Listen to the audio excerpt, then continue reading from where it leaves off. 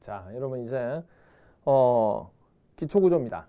일반 구조 이제 마지막 부분 시간이고 기본 이론 과정 마지막 시간입니다. 이 과정까지 하면 기본 이론 부분은 다 끝나요. 그럼 이제 여러분들 이론 끝나면 이제 문제풀이 들어갈 겁니다. 그럼 문제풀이까지 하면 모든 과정은 끝나게 됩니다. 아시겠죠? 그렇게만 하시면 뭐 올해 2021년도 부분 대비는 크게 문제가 없다. 이렇게 보시면 되죠. 117페이지 보시면 기초구조 나오는데 기초라고 하는 것은 일단 이거 봐주시죠.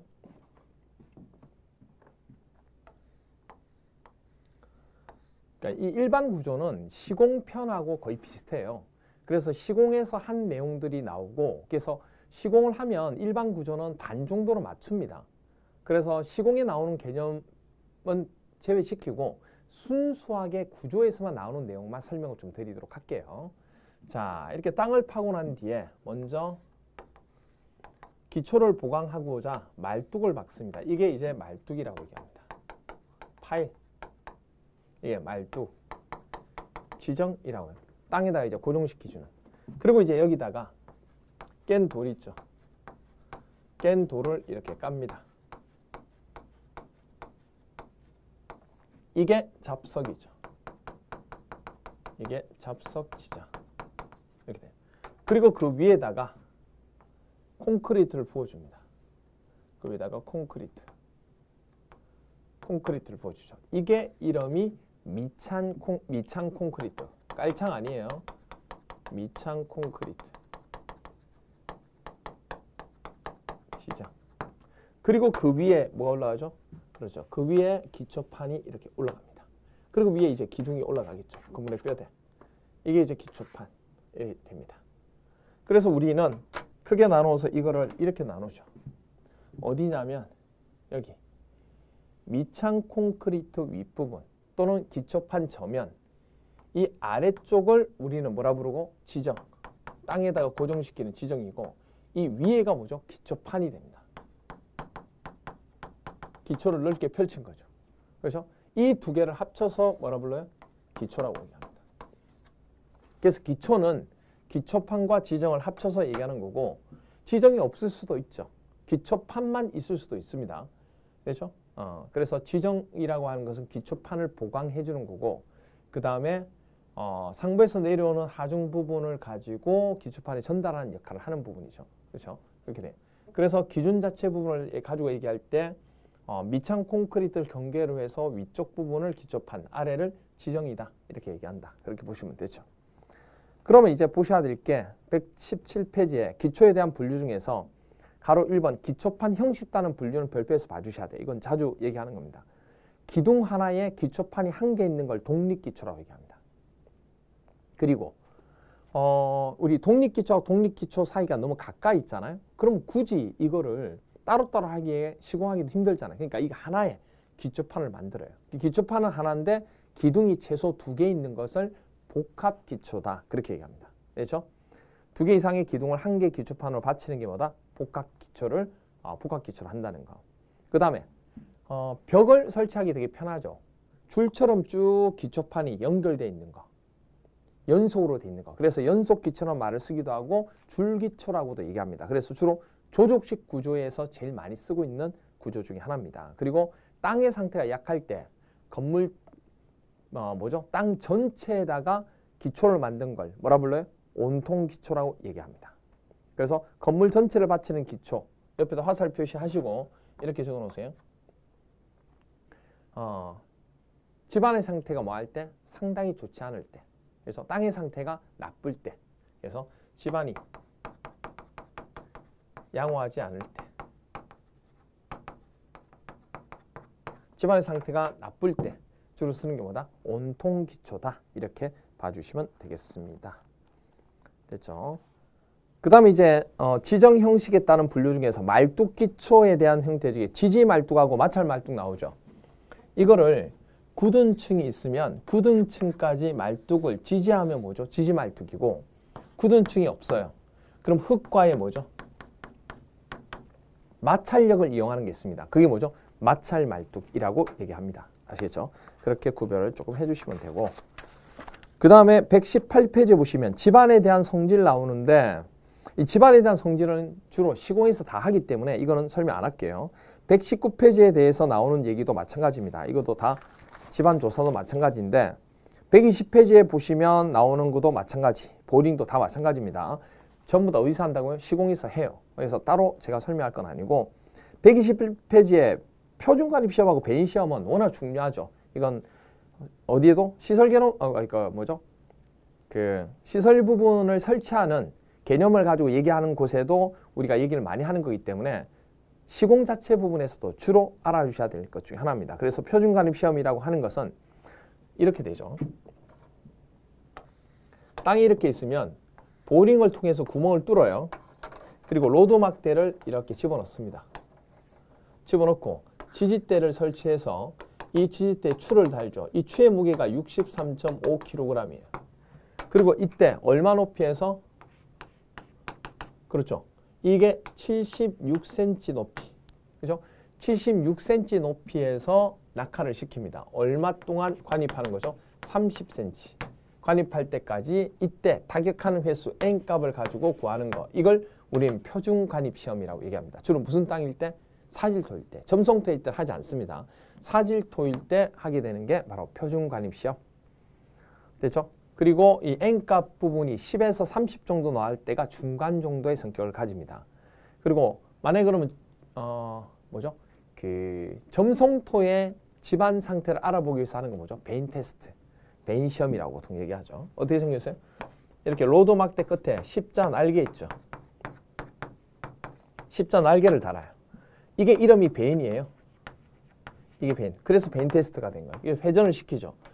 그러면 이 진흙이 사이사이 들어가 있을 거잖아요. 회전했을 때 회전한 1분간 얼마나 회전하느냐, 그 회전 속도 부분하고 횟수를 가지고 점착력 정도를 판단한다. 이렇게 보시면 되겠습니다. 그 다음에 진해력 시험에 대해서는 워낙 또 많이 얘기하는 것 중에 하나고, 그 다음에 122페이지에 진해력 시험에 있어서 평판제한, 판을 대고 하는 게 평판제하 시험이라고 얘기합니다.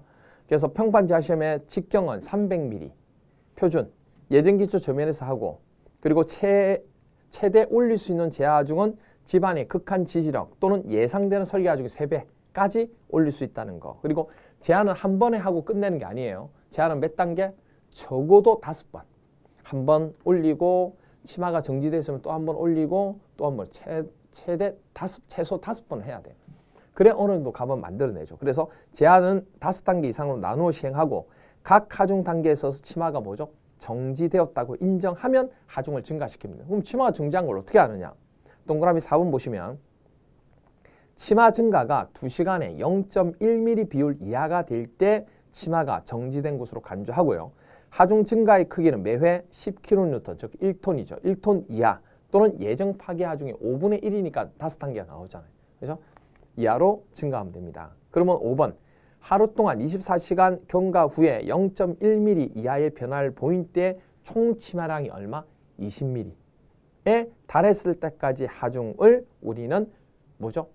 단시간에 구했기 때문에 단기 허용 진해력이다. 이렇게 얘기합니다. 됐죠? 그러면 판 대신에 이제 말뚝을 집어넣으면 말뚝 제하 시험이 되는 거죠. 그렇죠? 이렇게 되고, 그 다음에 123페이지 부동치마 나오는데, 부동치마의 원인은 뭐 워낙 시공에서도 많이 했을 거고, 부동치마에 대한 대책은 상부에 대한 대책과 하부에 대한 대책 나오죠. 건물을 일단 가볍게 만들어주면 되고, 평면 길이를 짧게 해야죠. 그리고 구조체의 강성을 높이고요. 그리고 이웃 건물과의 간격이 뭐예요? 너무 가까우면 안 되죠. 그러니까 멀게 해주죠. 그래야지만 가운데 있는 흙이 이쪽도 도와주고 저쪽도 도와주죠. 그리고 하중을 고르게 분포시킵니다. 너무 한쪽에 집중하지 않는다는 얘기예요. 그리고 기초구조에 대한 대책은 굳은 지반까지 지지를 하든지, 만약 굳은 지반이 없으면 마찰 말뚝을 사용해도 돼요. 그리고 기초 상환을 연결하고 지하실을 설치하면 되죠. 그렇죠? 이렇게 봐주시면 됩니다. 됐나요? 그래서 부동치마 부분에 대한 얘기가 나올 때는 우리 이 얘기를 하죠. 자, 부동치마가 문제가 되는 이유가 뭐예요? 부동치마는 한쪽이 내려앉고 한쪽은 내려앉지 않는 걸 부동치마라고 하잖아요. 같이 내려앉는 건 동치마고, 그럼 한쪽은 내려앉고 한쪽은 내려앉지 않으니까 건물이 비틀리겠죠. 비틀리면 뭐죠? 금이 가요. 금이 가면 어떻게 나중에 갈라지게 되고 건물이 쪼개지게 됩니다. 그래서 위험한 거예요. 그러면 예를 들어서 뭐냐면 이런 식으로 건물이 내려앉았다. 그러면 이쪽이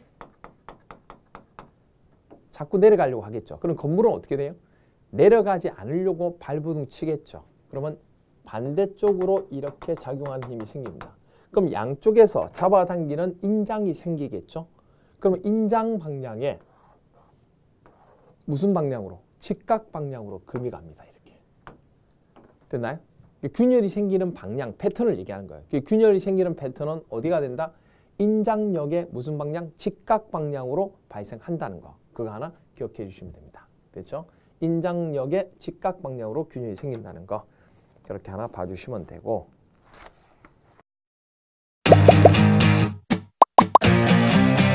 에듀윌 유료 회원만의 특별한 서비스.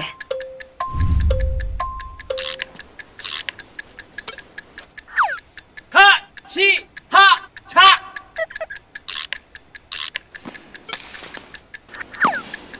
같이 하자. 정답! 같이 하자 친구야. 에듀윌 유료 회원.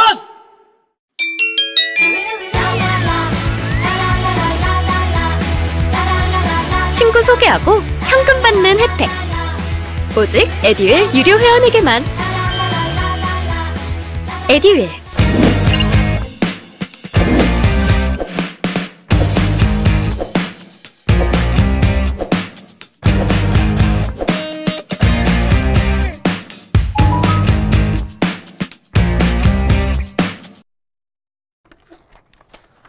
그 다음에 124페이지 보시면 지정에 대한 종류 나오는데 뭐 여기서는 따로 체크할 거는 많이 없습니다. 그 다음에 125페이지도 마찬가지죠. 딱히 체크할 게 많이 없고 하나 봐주신다 그러면 뭘 봐주셔야 되냐면 126페이지 보세요. 126페이지에 말뚝의 배치하고 간격 중에서 말뚝의 배치 간격 중에서 동그라미 2번 말뚝이 장대한 것은 간격을 넓히고 사질토에서는 간격이 가까우면 집안 다지기 효과가 있으니 받기가 곤란하고 그 다음에 동그라미 4번 기초판 주변에서부터 어디가 되냐면 이겁니다. 위에서 봤을 때 밑에서 말뚝에 기초판에 박혀 있는 거 보면 이렇게 4개가 박혀 있다는 얘기예요. 그러면 기초판 끝에서부터 처음 나오는 말뚝 중심까지의 이 간격은 적어도 얼마가 돼야 되냐 그 얘기예요. 기초판 주변에서부터 말뚝 중심까지의 최단 거리는 말뚝 지름이 얼마? 1.25D 이상입니다. 1.25D. 그 얘기를 하는 겁니다. 됐죠? 그렇게 봐주시면 되고 그 다음에 이제 말뚝과 말뚝의 중심 간격 이거죠. 말뚝과 말뚝의 중심 간격은 무엇에 따라 틀리다? 재료에 따라 틀립니다. 나무 말뚝일 때는 말뚝머리 지름의 2.5D 이상 또한 600mm 이상 두 개 중에 큰 값 합니다. 그리고 이거 만약 기성 콘크리트 말뚝을 쓴다면 말뚝머리 지름의 2.5배 이상 그리고 750mm 이상 두 개 중에 큰 값. 그리고 만약 강제를 쓴다 그러면 강제 말뚝은 말뚝머리 지름이나 아니면 폭의 2배 이상. 이게 폐단 강관 말뚝일 때는 2.5배가 돼요. 또한 750mm 이상. 그리고 현장 타설 콘크리트 말뚝, 제자리 콘크리트 말뚝은 말뚝머리 지름의 2배 이상. 또한 말뚝머리 지름에다가 D에다가 플러스 1000mm를 더한 값 이상. 그리고 메인 말뚝은 말뚝머리 지름의 2배 이상만 하면 됩니다. 그래서 이 표에 나와 있는 값의 말뚝과 말뚝의 중심 간의 간격은 꼭 기억해 주셔야 됩니다. 아시겠죠? 그걸 조심해서 봐주시면 되죠. 됐죠? 그 다음 127페이지의 문제는 따로 크게 안 풀어봐도 여러분들이 조금 봐주시면 될 것 같고, 그렇죠? 128페이지 보세요. 128페이지 보시면 7번 기성 콘크리트 말뚝 지름이 36cm일 때 말뚝 상호간의 중심 간격이 얼마냐? 이 중심 간격은 아까 뭐라고 그랬죠? 기성 콘크리트 말뚝은 2.5D 이상 그리고 뭐죠? 750mm 즉 75cm 이상입니다. 그럼 2.5 곱하기 말뚝 직경이 지금 얼마죠? 직경이? 말뚝 직경이 지금 36이죠. 그럼 36. 2.5에다가 36을 곱하면 90cm 나오잖아요. 그럼 두 개 중에 무슨 값이 돼요? 75cm와 90cm 중에서 큰 값 90cm가 답이 되는 거예요. 90cm. 그래서 답은 4번이 되는 거죠. 됐죠? 그렇게 봐주시면 되고 8번 얘기는 뭐냐면 마찰 말뚝의 저항은 어느 쪽 위치에서 가장 크게 작용하냐 이렇게 물어봤잖아요. 문제냐면 건물이 이렇게 있고 기초가 있고 말뚝이 이렇게 있는데 마찰이죠. 그럼 마찰력은 가면 갈수록 커지죠. 마찰력은 이렇게 돼요. 마찰력은 가면 갈수록 커지게 됩니다. 그런데 저항의 중심을 물어봤잖아요. 가장 큰 걸 물어본 게 아니고 저항의 중심이 어디냐. 저항은 어느 위치에서 가장 크게 작용하냐. 그 얘기. 저항이 가장 큰 값만 얘기하면 여기인데 저항하는 중심이 어디냐면 이게 등 변분포로 돼 있기 때문에 그렇죠? 여기서 어디를 받치면 되냐고. 여기를 받치면 여기가 넘어가죠. 여기를 받치면 여기가 가운데를 받치면 또 이쪽이 많으니까 넘어가죠. 그러니까 딱 무게중심이 되는 게 몇 대면 2대 1이 되는 위치. 여기가 저항의 중심. 여기가 저항의 중심. 그렇죠? 여기가 저항의 중심이 된다. 그 얘기입니다. 여기가. 2대 1이 되는 것. 그럼 물어본 게 뭐냐면 말뚝 아래 선단. 아래에서는 얼마죠? 3분의 1이 되는 거죠. 3분의 1. 아래 선단에서는 말뚝 길이의 3분의 1 위치가 됩니다. 됐나요? 말뚝 길이 3분의 1의 위치에 한다는 거. 그래서 8번의 답은 3번이 되겠죠. 됐나요? 그러니까 말뚝 아래 선단에서부터 3분의 1. 두부, 여기는 두부라고 그래요. 머리는 두부는 3분의 2가 되겠죠.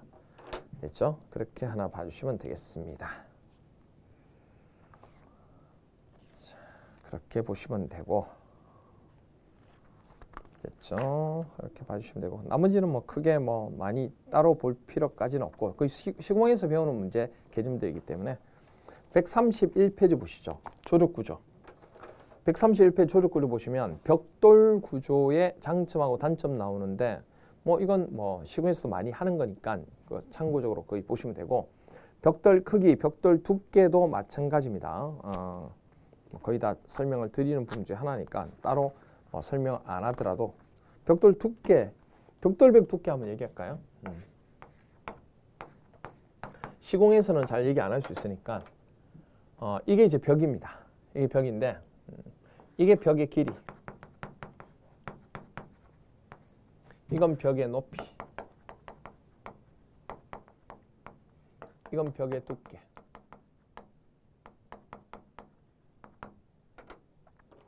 됐나요? 이건 벽 길이, 벽 높이, 벽 두께 이렇게 됩니다. 그럼 벽 두께가 벽돌을 길이 모양이 보이도록 이렇게 쌓으면 자 여러분들 표준은 벽돌 부분의 치수가 여기가 190이고 여기가 57이고 여기가 90이거든요. 이렇게 돼 있어요. 그러면 이쪽 벽 두께가 90이죠. 90입니다. 90이 돼요. 모르타르까지 합치면 뭐 100이 되는 것 중에 하나가 되죠. 그렇죠? 이렇게 돼요. 그러면 기본적으로 우리가 90이 되는 표준형 부분에 있어서 90이 되는데 이 벽 두께가 이쪽이 보이면 당연히 뭐죠? 90이 되는 90. 그죠? 190이 되는 쪽을 1.0, 100% 불이익이라 그래서 1.0이라 그러고 그러면 90은 이것의 약 반으로 보는 겁니다. 그러면 0.5B가 되는 거죠. 0.5B. 그럼 0.5B 벽 두께라 그러면 이렇게 생긴 거. 0.5B 벽 두께는 얼마요? 90mm짜리. 1.0B 벽 두께라 그러면 이거. 이렇게 생긴 거.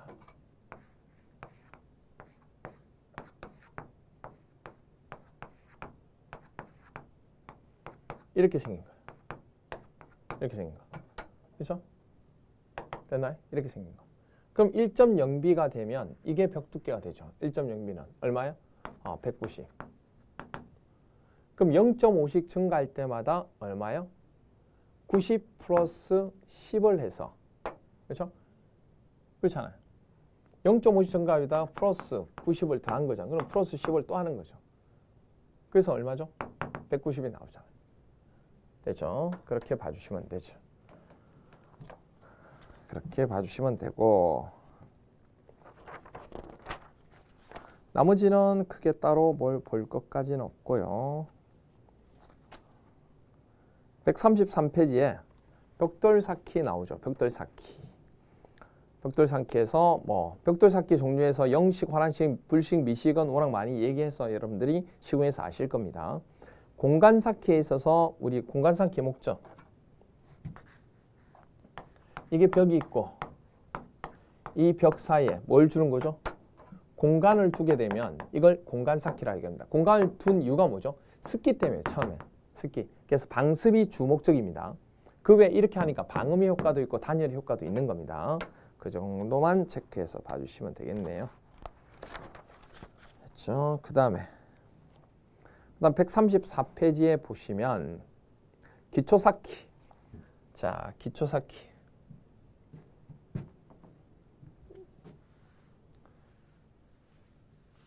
기초 쌓기에서 자, 여기가 기초판. 원래 기초판이고 이게 이제 지면 벽돌을 쌓아서 이렇게 올라가야 되죠. 근데 이렇게 해놓으면 당연히 어떻게 돼요? 위에서 힘을 받으면 이게 분산이 안 되죠. 그래서 이게 안 되겠다. 여기다가 벽돌을 하나, 두 줄 쌓고 이렇게 줄여서 이렇게 올라가자. 됐나요? 이런 식으로 하자. 이렇게 만들어 주자. 이렇게 해주자. 이렇게 만들어 주자. 이렇게 만들어 준 거야. 그래서 에듀윌 유료 회원만의 남다른 서비스.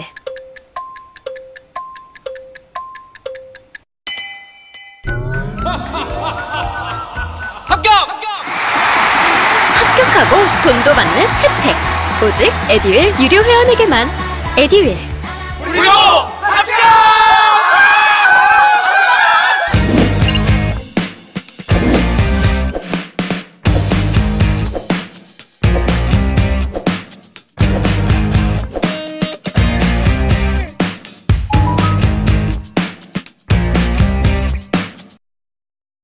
그래서 이 벽 두께를 T라고 하면 벽돌 기초 있죠. 벽돌 기초. 그래서 보시면 동그라미 3번을 얘기하는 거예요. 1번, 2번은 크게 중요하지 않고 맨 밑부분의 너비는 이거. 이 부분은 벽 두께의 몇 배? 2배 정도. 2배. 2T 정도가 된다 그 얘기예요. 그럼 이제 그렇게 하고 난 뒤에 이 기초판의 너비는 여기서부터 얼마 정도 더 나가면 되냐? 그게 바로 보통 10에서 15cm 각각이죠. 그러면 여기 두께는 2T에다가 플러스 10에서 15cm 양쪽에 각각이니까 얼마요? 20에서 30cm가 들어가게 되는 거죠. 됐죠? 그렇게 된다. 그리고 여기에 이제 뭘 하면 잡석을 하게 되면 그렇죠? 잡석을 할 거잖아요. 잡석을 하게 되면 여기에 또 똑같이 여기 얼마? 10에서 15cm 또 들어가는 거예요. 그럼 이 나온 값에다가 그대로 더해주시면 되는 겁니다. 아시겠죠? 그렇게 봐주시면 되죠. 그 다음 아치. 아치 구조는 상부에서 내려오는 수직 압력이 아치 축선을 따라 직압력만 받게 하는 겁니다. 부재 하부에는 뭐가 생기면 안 돼요? 인장력이 생기면 안 되죠. 그렇죠?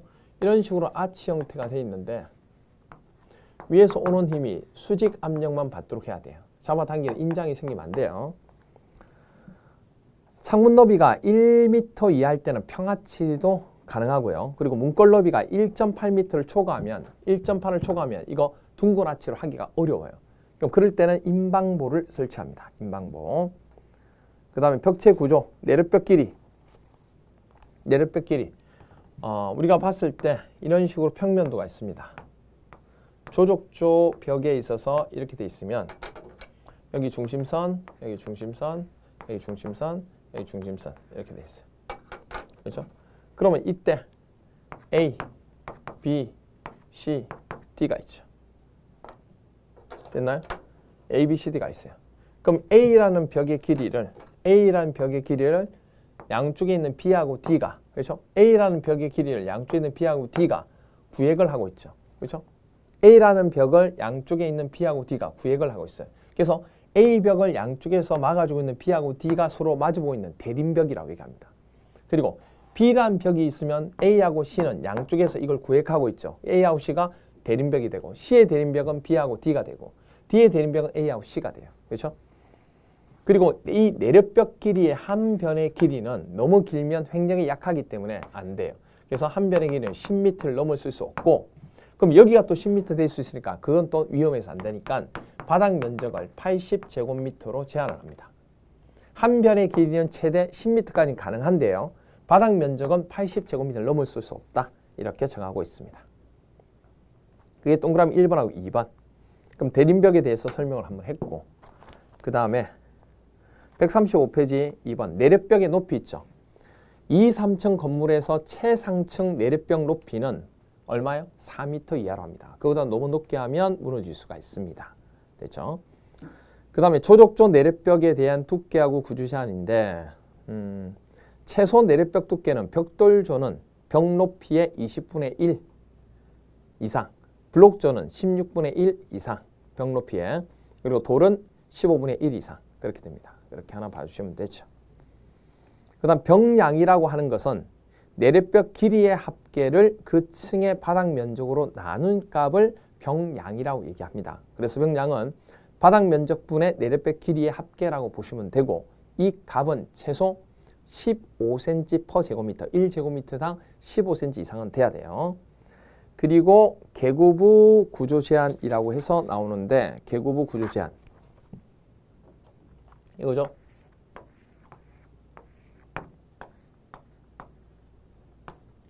자, 이렇게 건물을 지을 때 조족조로 건물 지을 때 계구부를 이렇게 뚫어요.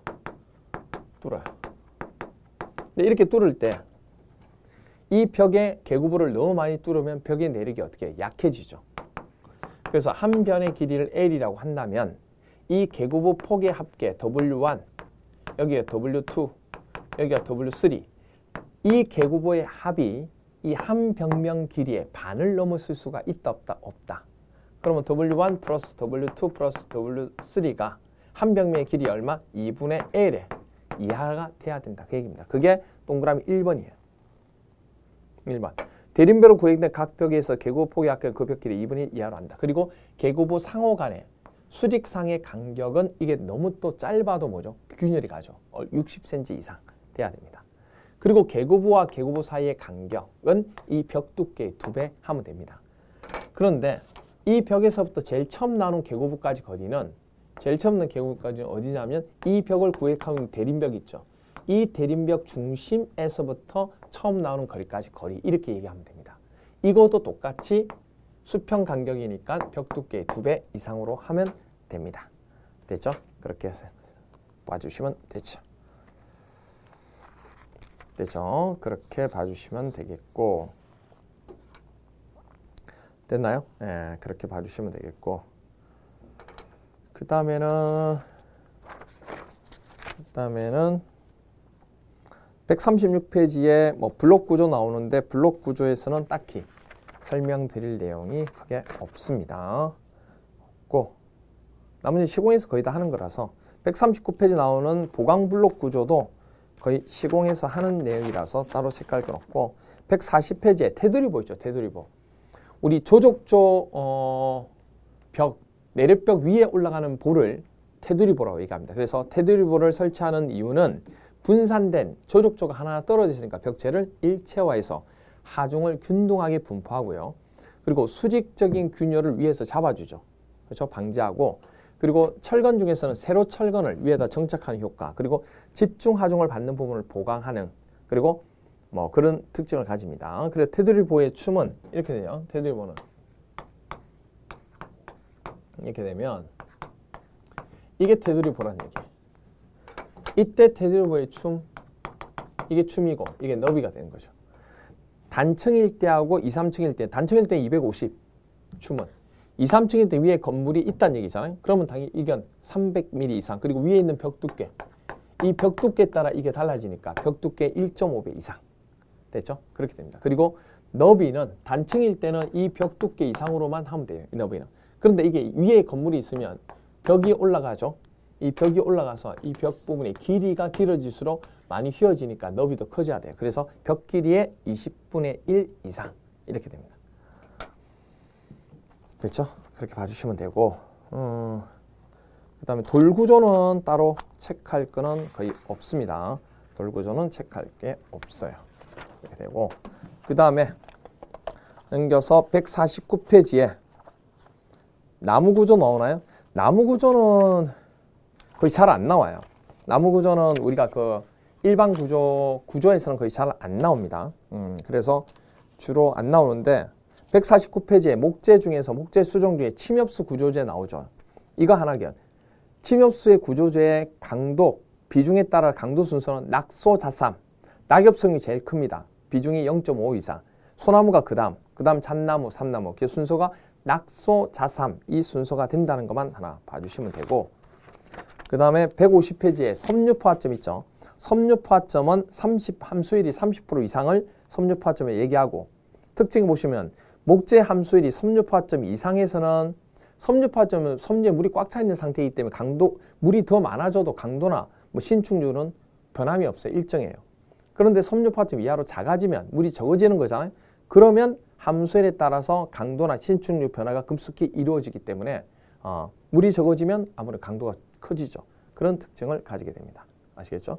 이렇게 봐주시면 되고, 그 다음에 목재 접합에서는 151페이지 이음과 맞춤 시 주의사항, 이거 하나 체크해서 봐주시고요.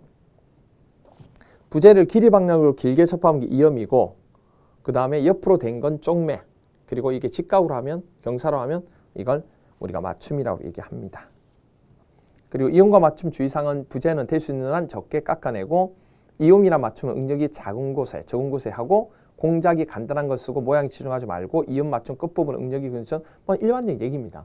시경에서 많이 했던 거기 때문에 참고로 보시면 되고, 그 다음에 152페이지에 보면 맞춤 부분에 있어서 맨 밑에 왕대공하고 마룻대는 가름장 맞춤, 왕대공 평부는 짧은 장부 맞춤, 그 다음에 평부 시어점은 안장 맞춤인데 이거 최근에 잘 안 나오는 부분이라서 참고적으로 그냥 보시면 되고, 153페이지에 우리 못접합에서 일반 사항은 못의 길이는 판 두께의 2.5배에서 3배 정도, 그리고 마구리 끝에다 박는 거 있죠. 이렇게 박는 거. 이럴 때는 좀 더 길게 들어가고, 널 두께는 못 지르면 6배 이상, 그리고 보통 한 개에 4개 이상의 못을 15도 정도 기울여서 박고, 경사못이라고 하는 것은 30도로 수직에서 30도로 박게 되는 거. 그렇죠?